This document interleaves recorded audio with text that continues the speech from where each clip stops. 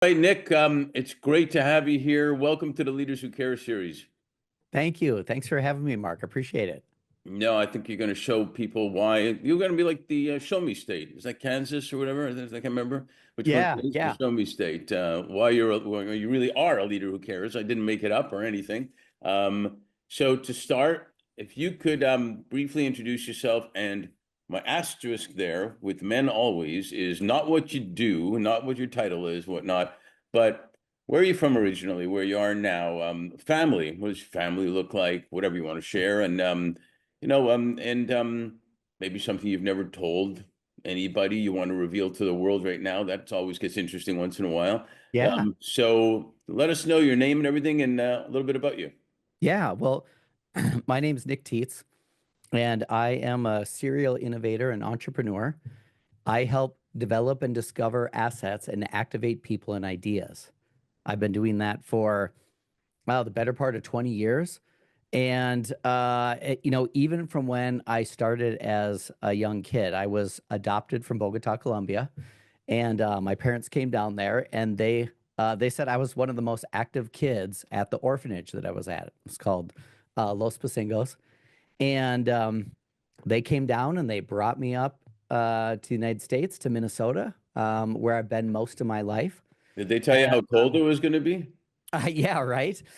It does get a little chilly here. We don't have mild. Well, we've had mild winters recently, but as a kid, man, the snow was piled high. It was just like grumpy old men, and it was a lot of fun. But Yeah. and then the summers are mosquito filled and moist, right? Very humid here in Minnesota. So we get. I think that's what gives us such a good work ethic, is that we got to work hard for a lot of stuff because the seasons keep changing on us to the extremes. Tell us about your family, and do you have brothers, sisters, family?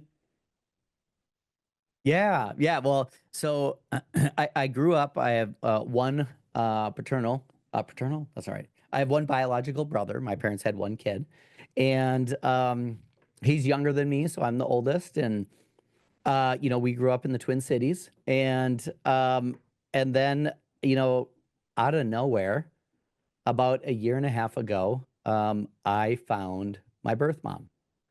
Oh, And it's been an absolute game changer for our entire family, um, to wow. finally find her, to learn that I have other siblings, and I got to meet her, and my adopted parents, which I call my parents, they were very supportive. My aunt and uncle were very supportive. My mom passed away during COVID, not of COVID, so she didn't get to see this other part of my life that we've always wondered about, and I often thought about. And it's just you know I- it's so unbelievable, that I sometimes I feel like when I start describing it, that it's like being in a movie, because how it happened was was crazy. um and then going out to Philadelphia to meet her for the first time, and then immediately meet my siblings. I brought my whole family with, and I mean, it really was just a life-changing experience for all of us. Yeah, I can't. I understand when people say I can imagine, and I think they do it sincerely, but you can't really imagine necessarily. And you see movies about this type of thing too, every so often. Um, was it like total acceptance both sides? It was, yeah. So I my wife had bought a 23andMe test for me, I don't know, 10 years ago. And every time I'd pop on it every couple of months, and I'd look in Bogota to try to find people that had my birth name. And because I knew my birth name, I mean, we've got all the birth certificates and all that kind of stuff. And I would send a message in English and Spanish saying, like, hi, my name is Nick. I'm a normal person living in Minnesota, but I'm looking to see if there are any connections, and might you know this woman's name? I know that she lived in Bogota this time period, and nothing, just all goose eggs. Some people would respond, most didn't. probably emailed, I don't know, a couple hundred people over like a 5-year period. And then, and they were all very low percentages. If anybody's familiar with 23andMe, it tells you like how much a percentage of connection might you have. Right. And then I found someone that popped up and they had like a 15% connection biological connection. And I messaged this person and she emailed me back and she's like, Nick, my grandmother's name is Gabriella. And about 5 minutes later, I got an email saying, Pablo, is this you? Wow. And I got chills. Will you it tell me was that? surreal.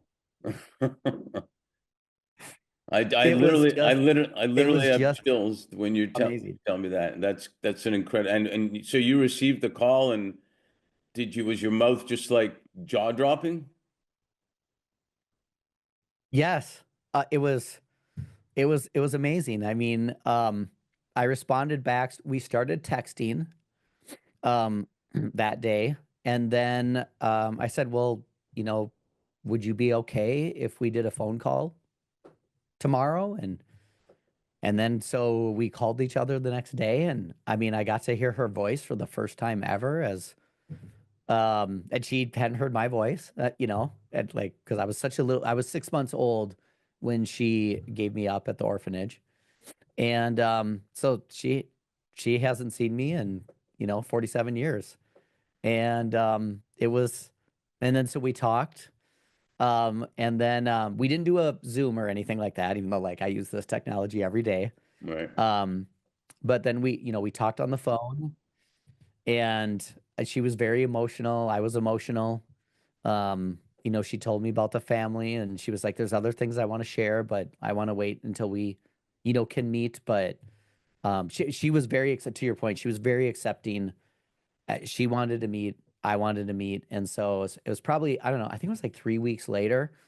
Um, Packed up my family, my wife and my 3 kids, and we flew out to Philadelphia and we met for the first time in person. And it was just unbelievable because she's this cute little Colombian woman that's been in the United States for 47 years. She literally came to the US a year after I came to the US, and we just couldn't find each other. I mean, she was looking, you know, and she married a CIA agent and down in Bogota, who was a U.S. diplomat. She traveled the world. She lived all over the U.S. And I mean, so she's been very Americanized and, Wow. just had this big hole in her heart. And nobody in her family knows that I exist, Wow.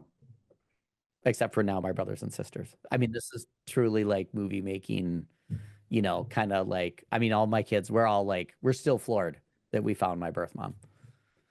Yeah, no, it's incredible. So it's You know, just been, it's been unbelievable. you think with a CIA guy, you might have been able to find you, or something. But I mean, that's Yeah, right. They uh could they could track me down or something, like there's a lot of State Department stuff going on back then. But yeah, so so it turns out that, my family lineage is from Spain. They were Sephardic Jews that escaped persecution. They moved to Bogota, practiced Catholicism by day and Judaism by night. And so I've just been learning all sorts of things about my history. My grandfather was an entrepreneur in St. Cloud, or sorry, in St. Cloud. My grandfather was an entrepreneur in Bogota. Um, he was shot in the head at a very young age, survived. My brother and sister, biological brother and sister, are also entrepreneurs, as am I. And so I guess it runs in the family. Well, when you have all that stuff going on, that's entrepreneurial-ish in itself, basically, because you're Yeah. pivoting, you're moving, you're this, you're that, whatever.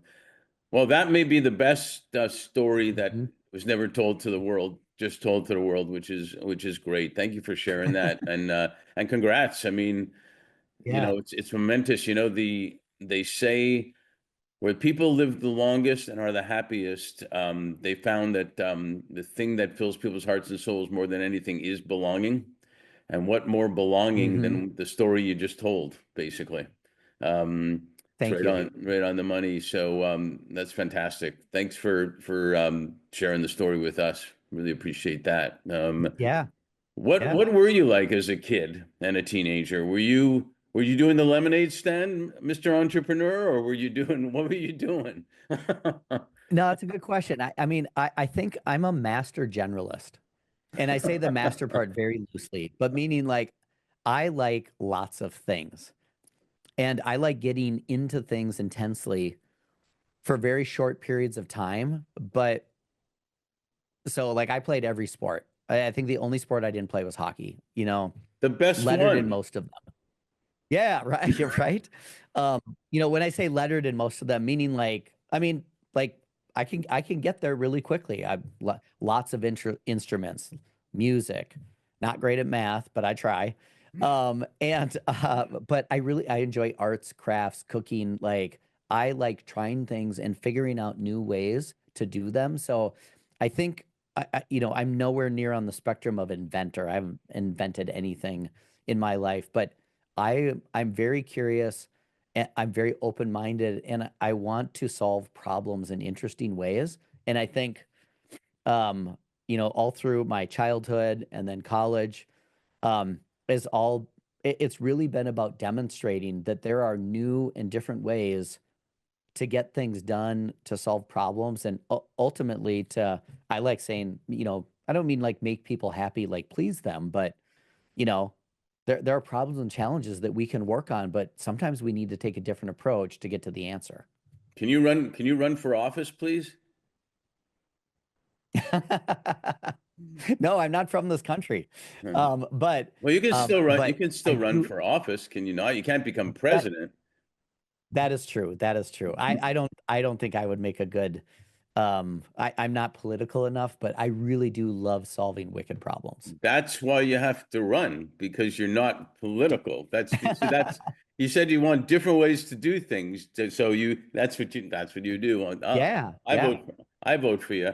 So your journey is obviously super interesting in what you just described for sure, and your education is interesting too because I'm just going to look at it again. University of Minnesota Naval Reserve Officer Training, for example. You got your bachelor's in journalism communication. I guess all this I'm going to say aligns with what you said about you like different things. Then you had animation and graphics at, Minnesota College of Art. A lot of it overlapping each other to boot. Well, yeah, it's and Mark, so it's something to kind of like pull out there. So I I wasn't sure what I wanted to do after high school. I mean, I knew I wanted to be creative and I was really interested in like computers and athletics. So I thought, you know what? I want to do something that I called like therapeutic modalities and like basically I wanted to use like computers to increase athletic performance. And then I realized that I didn't like computer programming and I definitely didn't want to take the time to study the body. But I had received a full ride naval scholarship to the University of Minnesota.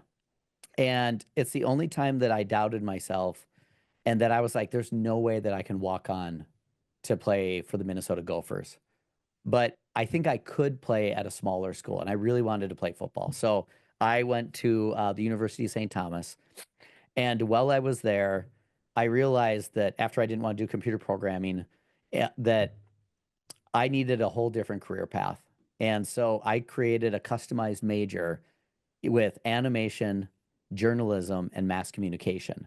But in order to do that, I had to go to a bunch of different schools to get that done. Really, somebody should have said, I think you're an entrepreneur. Like, I don't know why you're making your own major. Like, you should study entrepreneurship. So, So but at any rate, I finished, I graduated. I ended up declining my commission in the Navy because I wanted to go make movies and be creative. So I moved to or I went to boot camp. I finished my naval stint, went to San Diego, and then a guy in San Diego saw that I could do a lot with video and animation and motion graphics. And so he gave me money to actually start my first company in Southern I have a California. quick question Kind of how though. I got started. I have a Yeah. quick question though. You were a seaman, right? Torpedo weapons retriever. A torpedo weapons retriever. Yes. When was that? So that was after I finished college. Then I went enlisted, and so in Southern California, I was on the submarine base. And most people don't know, but when submarines are practicing, they have to shoot the torpedoes. Well, Hmm. somebody has to go pick the torpedoes up, so you naturally need a torpedo weapons retriever. So our So job you was to you like you like volunteered? yeah, basically, yeah. It was honestly, it was a really cool experience. We were a tiny crew, about 18 people, and we would sit in the ocean off San Clemente Island, and then when the subs and the I'm forgetting the name of the airplanes that would track torpedoes from the sky. I sound like a dummy now because I can't remember the name of the No. vehicle, but when they were done, they would blow a little air bubble in the torpedo, and a balloon would pop up, and the torpedo would bob in the water, and it was our job to go find it like a needle in a haystack, bearing 270 for the next 3 hours, Oh and my go find God. this thing bobbing in the water. They And couldn't pick it identify up. it more clearly. And the second question I have is, it was non-explosive, I'm assuming.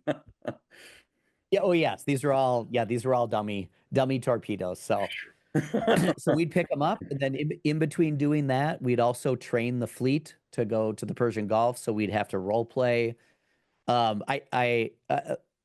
In my time there, I was Junior Sailor of the Year, because I helped save the ship one night. And so what happened was it was I think it was in January, so it's pretty cold in the Pacific Ocean, and we were just leaving San Clemente Island to go out to find one of these torpedoes. And all of a sudden, we came to kind of a screeching halt. There was a storm that night, and there was a weather buoy that was anchored to the ocean floor, but it was just high enough in the water that our ship ran it over, and the line it was about this thick, that was attached to the anchor in the buoy, wrapped around our rudder, and we couldn't go forward. We were basically stuck. And so I volunteered Of course. because, again, master of none, but I knew how to swim pretty well. So I threw on a wetsuit, and I swam like 15 feet down and 20 feet under the boat with a knife in the pitch black, and cut this line off. And now, in order to do this in the middle of the night, you have to, we were duct taping battle lanterns to these really long metal shafts that we had. So they were underwater so I could see. Mm. And all I could see out of the corner of my eyes were like whoosh. I could see things going by me. I didn't know if they were sharks. I think they were seals. They weren't sharks, but it was very unnerving. And I had to go underwater and cut this nylon line that was like cement to get us free. And then we turned around and, made it back to our, I don't think port. Johnny Cash, it was Johnny Cash. Did he sing the song Toe the Line or something? I don't think he was thinking about that. But you know what? And it's interesting what experiences we have along the way, along the journey, that each one of them does impact one way or another, because it's an achievement, it's a discipline, it's a adrenaline rush, it's everything a lot of times. And you either cherish and learn from those experiences, or you complain, if you will, Yeah. about these Yeah. things. Yeah, I totally agree. I think that we've got opportunities in our life to do things, and the big thing that I say to other entrepreneurs is like, do you want to walk through the door, or do you want to talk about what could have been? And trust me, it's pot calling the kettle black. There's plenty things that could have been, but I'm certainly not a risk taker, a big risk taker, but I'm willing to try to take calculated risks along the way. Um, but I do like to prove people wrong, not as like a contrarian, but just to say, like, I think this can be done. Let's go do it, and let's go do it together. Well, you know what they say about the word impossible? It's I'm possible. Ah, that's good. I haven't heard that before. I like that. Yeah, and absolutely. So, we founded our firm on the basis that leaders in their organizations can do way better when they're doing good at the same time. and Hmm. it's taken, for whatever reason, the world 9 million years to realize that they're not separate. Can you describe a little bit about how your career evolved in positions where you were using, and it kind of relates to what we just said, you were using engineering, creative artistry, technology, and that whole of service mentality to make a difference for both economic and social impact. Give us a little summary of your career and how that evolved, putting all those together. Yeah. Well, I think I had originally started a business doing like video production and motion graphics, and I worked really hard to grow it year over year for like 5 years, and then the economy kind of tanked underneath me, and I didn't do a good job of managing that, and so I had to shut that business down because we just literally ran out of money, and it really it didn't just crush me, it crushed a lot of things around me, and thankfully I've been blessed over and over with a supportive wife, a supportive family that made sure that we didn't completely fail. And I think what I learned from that is that your support networks matter. And if you are thinking about innovating or entrepreneuring, it's really important to find those networks. But what I discovered along the way is there's a lot of people that don't have that kind of network built in naturally. Mm. If they're not around other people that have been monetarily successful, this creates a really challenging environment for them. Because, I do think that adage of like birds of a feather flock together. I mean, if you're around people that are naysayers, it's easy to be a naysayer. In my time in the fitness industry, if you want to be healthy, go hang out with 10 healthy people because your behaviors and your lifestyle will change. Right. And I think that's the same thing with entrepreneurship. If you want to be in entrepreneurship, go hang out with other entrepreneurs that are doing it, not just talking about it. And if you're someone that wants to support entrepreneurs, come be with other people that are supporting and trying to help people that way. And ultimately, like, I think that that's part of what, God's mission for me is to impact people's lives so profoundly they can't imagine living any other way. And I really use that as a lens to think about the things that I'm doing and how I can be a service to help other people. Or as a friend of mine says, like, how can I be a blessing for you today? And a legit blessing without asking for anything in return. And I try to do that as often as I can. And that service model is what I've built into the last two businesses that I've been one that I started and it didn't quite make it. And then the one that I'm currently working with, which is ILT Academy. They say that you can either have the mantra, you can either have the mindset of you win and you lose, or you can have the mindset of you win and you learn. Yes. And some may say, "Oh, that's ridiculous," but it is a mindset how you take it, and it relates totally what we said before about you going down in the ship to cut it out. You can learn from every single thing. In fact, one of my favorite books in the world is Man's Search for Meaning by Viktor Frankl, Okay. and he talks about there is meaning in every single thing if you really look, and it changes your whole mindset. And you're right. You are a little bit of who you hang around with too, because of Yeah. that mindset. Can you share any experience or accomplishments that stand out for you now in some of the work you've done? Um, I think one of the things that I'm most proud of, with our with well with so with my last startup, I had with four other co-founders, we developed a solution to help people with invisible and visible disabilities communicate with law enforcement in a moment of crisis. And um, it was a really, really tough idea to bring to the market because we're taking two groups of people that don't always like each other: people with mental illness, people with schizophrenia, PTSD, autism, epilepsy, and then law enforcement and first responders that want to care and keep people safe. But when they're missing information, they don't always act appropriately Mm. or um, in the best interest of the person that's having a breakdown, especially when they're in a moment of crisis. And I while we were doing that startup, we raised a good chunk of money. We built the technology. We had it all over the state of Minnesota.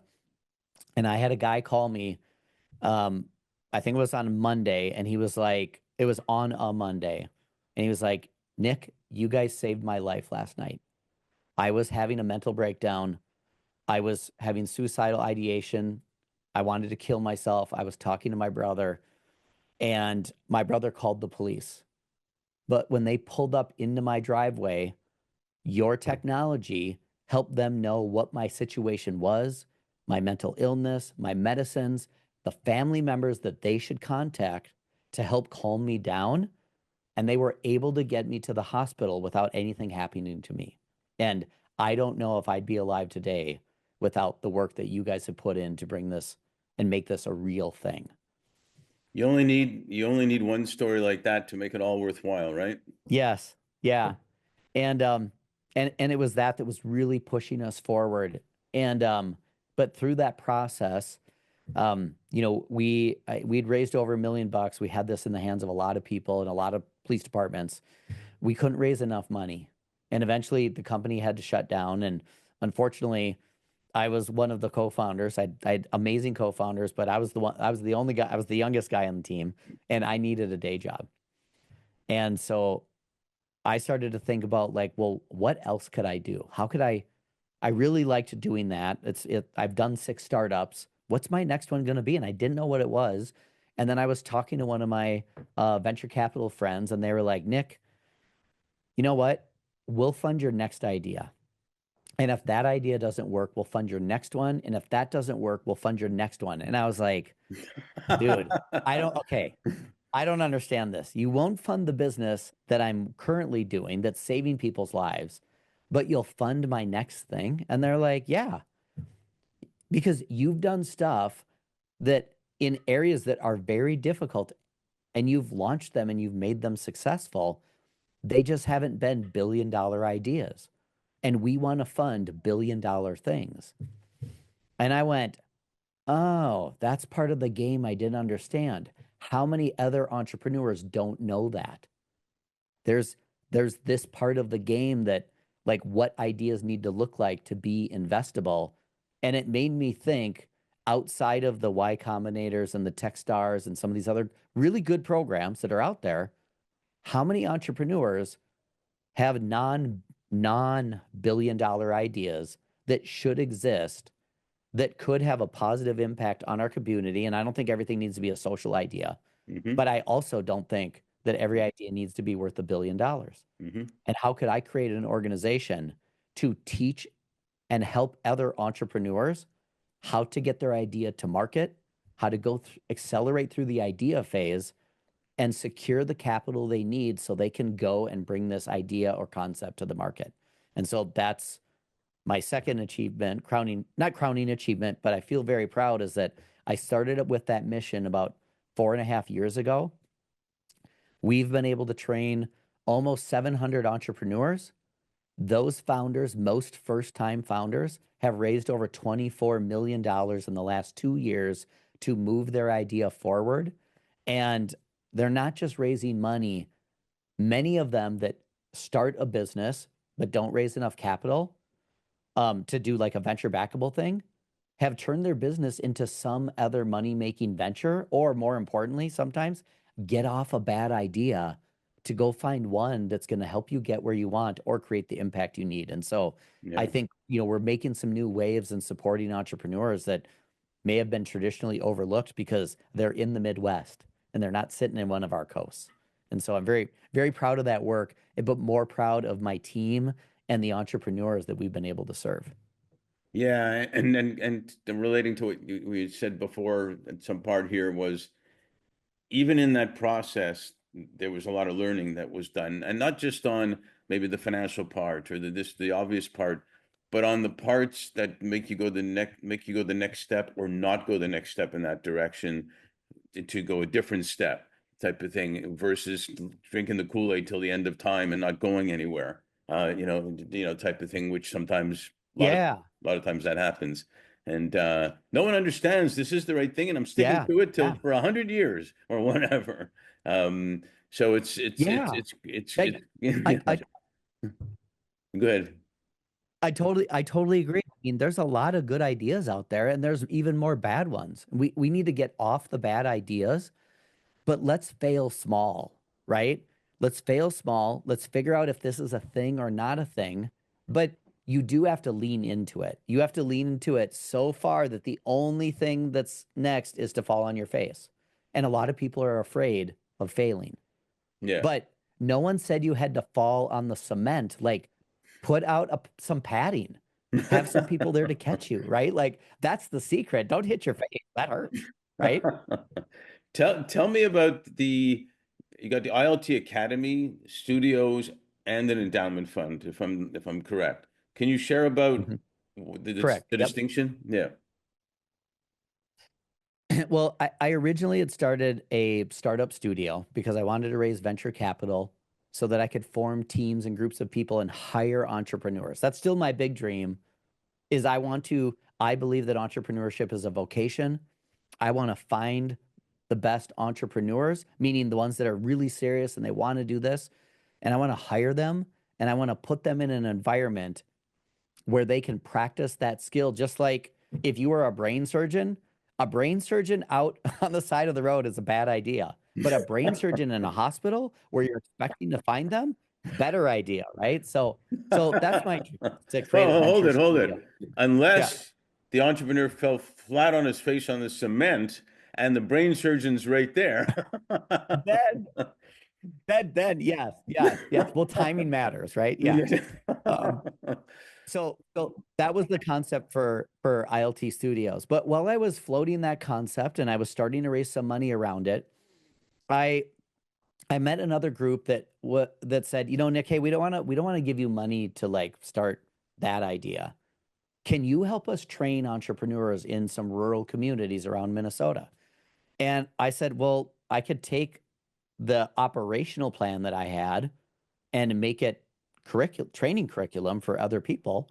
And so I started doing training and education, and that became ILT Academy. And then, but ILT Academy is a for profit because I wanted to be able to raise money so that I could build the tech platform and like really figure out how to grow and bring it to as many communities around the world that want to unlock the talent that's there. There's a lot of important problems in communities all over the place, and they're not just going to get solved by Silicon Valley. Right. But if you don't have the right skill set, it's never going to happen, right? And so we got to work on that. But in order to also make that happen, I created an endowment fund because my hope and dream is that as entrepreneurs are successful, some that come through our program and some that are just successful on their own, that they hear about ILT Academy and they're like, I wish I had had that safety net or that soft landing pad when I was learning how to entrepreneur. Hmm.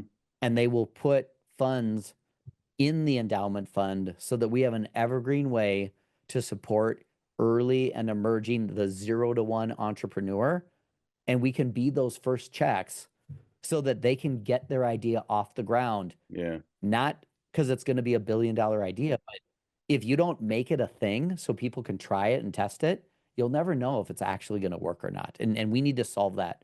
I believe we need to solve that problem and push more entrepreneurs out of the nest faster so they can realize if they should keep wasting their time on an idea or if they should go work and help another entrepreneur because they love entrepreneuring, right? So what would you have done with the person You that don't said, have to be the singer. yeah, sorry, we had a delay or whatever, something's happening here, but what would you have done with the person that came with you with the idea of the pet rock? Oh, that's an interesting idea. The question that I would have asked first is, what is the problem that you're trying to solve with that pet rock? Who has the problem that needs to be solved with a pet rock? And why do you want to do this? Why is this so important to you? Now And if you can answer those three things, yeah, you do know that the pet rock sold millions um yeah, of pet right, rocks. right. And But and I bet, I'm not sure they would have been solving a problem except, you'd have a rock that you didn't have to walk or feed or whatnot, and it was your buddy. well, the problem might have been that they didn't want a pet that would take off on them. Right, right. They wanted a pet that would just stay in one spot. Yeah, so it's a weird example, sorry, but I mean, I know, I just wanted to hear No, what that's you would okay. say. Is there any product or service or whatnot you can share about some of the entrepreneurs you've had that have been really cool? Um, so many. Um, I think, a couple that stand out to me. There's a entrepreneur team, husband and wife team in St. Cloud, Brendan and Claire Richards. When they came the first time I met them, they were telling me about, this business idea that they had. They basically wanted to make, I'd call them like starter kits for schools to help schools raise money for the school, to help make it less expensive for the parents, to, gather up all the supplies. And I was like, I don't know if that's a business or not. Like, I'm not the judge and jury, but if you think this is an important problem to solve for schools and parents, instead of having them drive all over the hillside looking for all these supplies, and you can put it at one place and deliver it, they have taken that idea and worked through those early entrepreneurial processes to figure out how to bring a product like that to market. They've raised over $700,000 to get the business off the ground. They are serving so many schools around the Midwest and looking to expand. And I use them as an example of an underestimated entrepreneur. They've not run a business before, and now they're crushing it. I think they have 5 employees, the 2 founders. I think they're going to serve like 3,000 schools, and they've been a real success story. But they didn't just come through ILT one time, because you have to keep working on your idea. I mean, that's the thing, is you got to figure out all those subtle nuances, Yeah. and then you need to be able to communicate it to the rest of the world. Yeah, no doubt. And one thing you said right at the beginning is you've got to have a great support spouse partner and support network behind you. ILT Yeah, being one of those support networks, yeah, for sure. Couple other questions. One thing we say in LA is we need to have them keep them wanting more so we can do a sequel. So maybe we'll do that. But yeah, really quick, what do you see the future being? I mean, since you got AI, you got technology, there's a lot going on. Things happen so much faster than ever before, yeah, which is also another challenge for entrepreneurs because the entrepreneur down the street might the next day have something that beats you all of a sudden. yeah, So, what do yeah. you what does the future look like for ILT with respect to technology? Well, that's a really good question. We've had a number of, businesses come through ILT. We have one that it just recently came through from Duluth, Minnesota, working on an AI idea, working in the metro transit stack system. They actually got into a really cool program called Y Combinator and are working towards like a $20 million valuation. The reason I bring that up is because there's a lot of technologies that are in the horizontal space, meaning like AI can go into anything. And what I think is going to be like one of the next challenges in terms of supporting entrepreneurs is helping them realize how to leverage all of this new technology in their ideas to disrupt current industries. And so Ryan and Varun that are working on this idea to disrupt and really make massive improvements in the way that our metro transit systems work. Um, they're thinking about the problems that people have, and then they're using technology to solve them instead of just inventing a technology or saying like, I'm going to use this technology, but they don't really what problem you're really solving. And so I think as I think about my own business and supporting entrepreneurs with education and training is how can I leverage all of these technologies to increase the speed of failure? I need entrepreneurs to get off bad ideas, get to ideas that are more market viable, But the only way you're going to do that is if you get through a bunch of this early ideation process way faster. Because Yeah. to your point, we got to learn. We got to learn at a much more rapid pace. And so I hope that as we continue to go and support more entrepreneurs, that we can speed up the pace of our own students so they can learn faster. Yeah, it makes sense. If it's going to fail, let's fail fast, and that's what they say. Fail fast, and then you got a better chance of winning at the next thing, or an improved product, or whatever it may be. Yeah. One last quick question. A client told me in 2021, he told me, related to 2020, the pandemic year, that it was the year that flew by slowly, he said. And I thought Yeah. it was a brilliant line, actually. And we're still having ramifications of COVID. It sometimes feels like it was yesterday, sometimes years ago. But now we are Totally. fast and furious in 2025.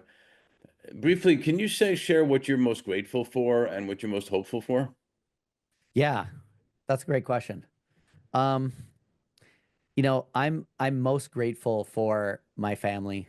Um, you know, there's a lot of stuff going on in and around the world, and it is nothing else matters. And it sounds like, oh, that's really cliche to say, but like, I'm not here to, win over 1,000 people.